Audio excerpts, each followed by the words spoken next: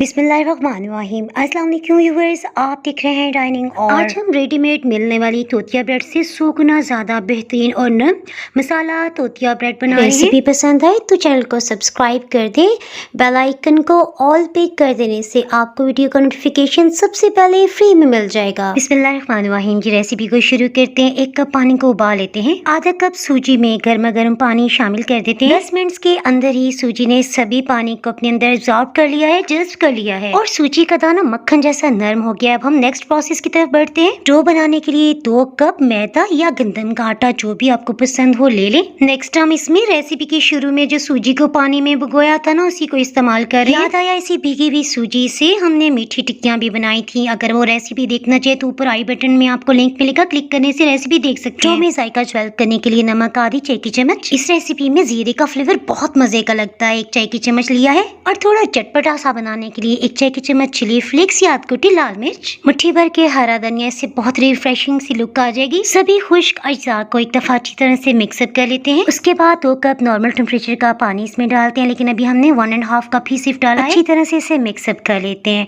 Mix करते हुए देखिए इसमें कुछ गुठलियां सी महसूस हो रही है, इन्हें मैश करते जाएं। सभी गुठलियों को अच्छी तरह से मैश कर लिया है। जब देखें ये खत्म हो गया, उसके बाद आधा कप मजीद पानी डाल देते हैं। बेस्ट रिजल्ट के लिए 1 घंटा लाजमी कवर करके इसे फ्रिज में रखें। रात को 12 बजे से ऊपर का टाइम हो गया, सो इसे फ्रिज में कवर करके रख दिया। सबसे पहले तवे को ऑयल से ग्रीस करते हुए प्रीहीट करने के लिए रख दिया। सबसे पहले लिक्विड डो को अच्छी तरह से मिक्सअप कर लेते हैं ताकि सभी इंग्रेडिएंट्स दोबारा से यकजान हो जाए। लिक्विड डो को तवे पे फैलाने से पहले हीट को बिल्कुल लो कर दिया है। आप गोल गोल घुमाते हुए इसे रोटी की शेप दे देते हैं। जिस कदर हो सके डो को अच्छी तरह से फैलाते हुए इसे बारीक लेयर की तरह बना लेते हैं। आहिस्ता आहिस्ता इसके ऊपर की सतह खुश्क होने लगी है। जब तक ये मुकम्मल तौर पे ड्राई ना हो जाए इसे बिल्कुल भी टर्न नहीं करना, वरना रोटी या ब्रेड टूट भी सकती है। चम्मच से हल्के से उठाते हुए आप नीचे से रंगत देख सकते हैं। इसकी डो में काफी पानी होता है, सो चम्मच से आहिस्ता आहिस्ता प्रेस करते हुए इसमें जो भी नमी है उसे खुश्क कर लेते हैं। दोनों साइड्स पे हल्की हल्की सुनहरी रंगत आने तक इसे कुक कर लेते हैं। मैं आपको दिखा देती हूँ, बिल्कुल लो ही रखी हुई है। फ्रिज में जिपलॉक बैग में रखते हुए आप इसे 2 से 3 दिन के अंदर इस्तेमाल कर सकते हैं। जबकि जिपलॉक बैग में इसे महफूज करने के बाद आप फ्रीजर में रखते हुए 1 महीना तक यूज कर सकते हैं। ये इतनी टेस्टी है कि हल्का सा मक्खन लगाएं और चाय के साथ भी ले सकते हैं। तो सिंगल तोतिया ब्रेड के अंदर मिक्स वेजिटेबल्स की फिलिंग कर लें और हल्का सा सेक लें। अगर आपको आलू का पराठा बनाना बहुत मुश्किल लगता है तो ये रेसिपी स्पेशली आपके लिए ही बनाई है, यानी किनारों तक ढेर सारी फिलिंग की हुई है। इस रेसिपी का मुकम्मल लिंक आपको डिस्क्रिप्शन बॉक्स से मिल जाएगा। वेजिटेबल्स के साथ साथ मीट रेसिपीज तो सभी की बहुत फेवरेट होती है। इस रेसिपी में तोतिया ब्रेड बिल्कुल डिफरेंट अंदाज में बनाई गई है।